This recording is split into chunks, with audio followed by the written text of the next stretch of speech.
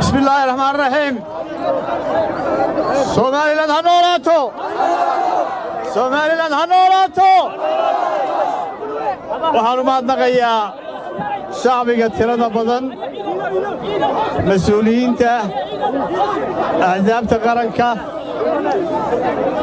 iyo shacbiga alla qiyaasi karin iyo taageerayaasha maanta halkan isugu yimi kana qayb qaatay inay soo dhaweeyaan aad iyo aad baan ugu mahadnaqayaa.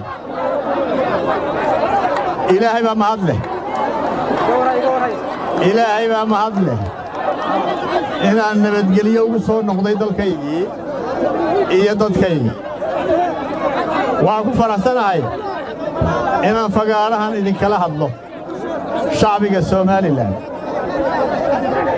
waxaan dalka ka tegey isagoo dalku nabada oo xasiloon oo nabdoon. waxa ayaan daraa in madaxweynihii dalka qalalaasa siyaasadeed geliyo.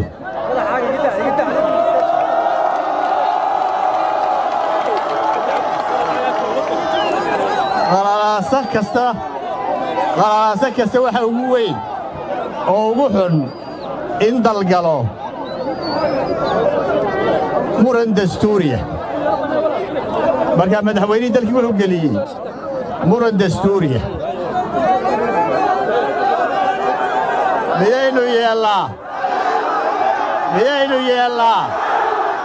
miyaynu yeellaa waxaan shacbiga Somaliland iyo daneeyayaasha Somaliland oo dhan u sheegayaa in madaxweynaha jamhuuriyadda Somaliland uu qaadi doono mas'uuliyadda dhibaato kasta oo ka timaada qaladahaas.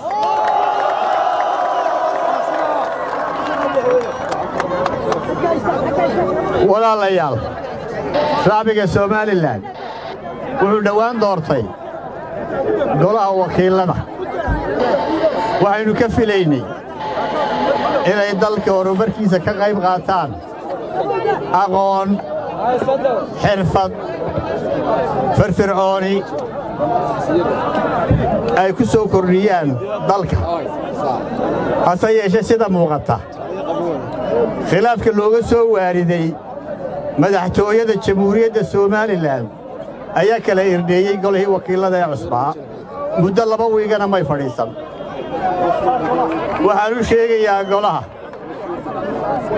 muddo 12 sannadoodaan ka tirsanaa golaha wakiilada jamhuuriyadda Somaliland.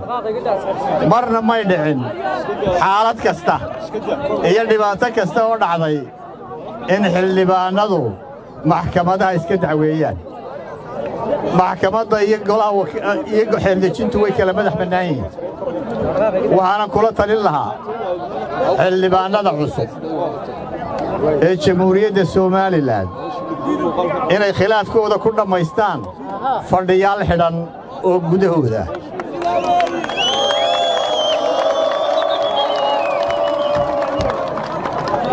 walaalayaal, waxaan halkan idinka caddaynaya shacbiga Somaliland iyo dhammaan daneeyayaasha Somaliland in xisbiga waddani iyo xisbiga kale ee mucaaradka ah ee UCID midkoodna aanu ka soo horjeedin furista ururada siyaasadda. cuqdadna ka qabin furista ururada. aqbali doonina labada xisbi waxaan xeer jidaynin ama sharci jidaynin. doorashooyinka waxaa loo soo kala horraysiinayaa siday u kala horreeyaan. doorashooyinka waxaa loo soo kala horraysiinayaa siday u kala horreeyaan. waxaa ugu soo horreeya doorashada madaxtooyada oo ku beegan 13 Noofambar siduu madaxweyne Muuse wareegtadii uu qoray bisha Julaay 20keedii ugu gudbiyey golaha wakiilada. sababta ugu weyn uu soo celiyayna waxay ahayd wuxuu ka hor imanayay xeerkaasi doorashada madaxtooyada oo ah doorasho dastuuriya. doorashada madaxtooyada waa in wakhtigeedii lagu qabtaa doorashada madaxtooyada waa in wakhtigeedii lagu qabtaa in saacad lagu daro ma ogolin in saacad lagu daro ma ogolin in saacad lagu daro ma ogolin miyaynu ogollay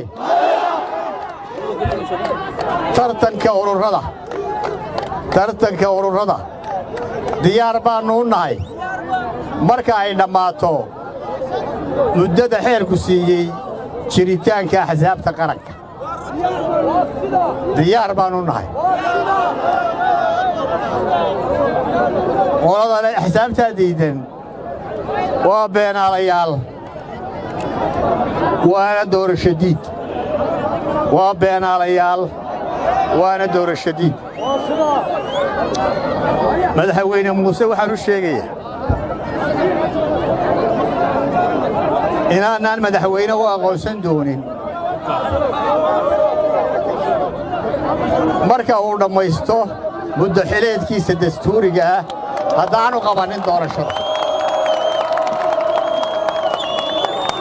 maalin labaad waxaad maqlayseen xukuumaddoo tidhi ururadu way iska furan yihin haddii doorashada la qaban waayo madaxweynayaashuna way iska furraan doonaan haddii doorashada la qaban waayo siday u yidhaahdeen ururadaa iska furan madaxweynayaashuna way iska furraan doonaan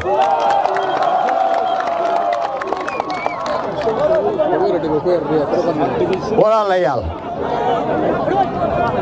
dastuurka qodobka 730 waxa uu qeexayaa inay kala madax bannaan yihiin waaxaha qaranka ee garsoorka fulinta iyo sharci dejinta waxaan xukuumadda ugu baaqayaa inay faragelinta qaawan ee khayr dastuuriga ah kala baxdo golaha wakiilada gacanteeda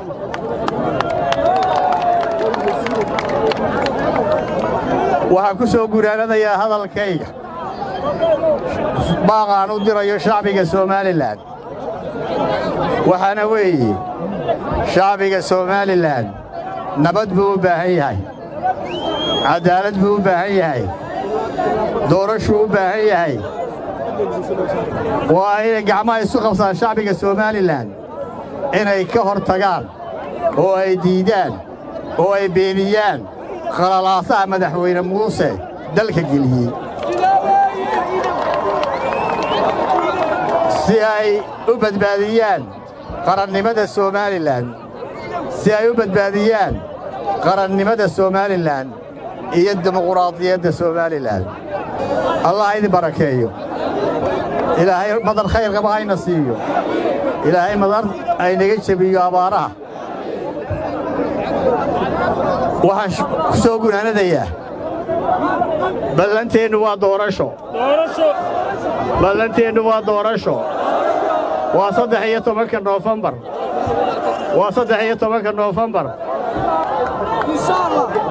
aad baa u mahadsantihiin salaamu calaykum waraxmatullaahi wabarakaatu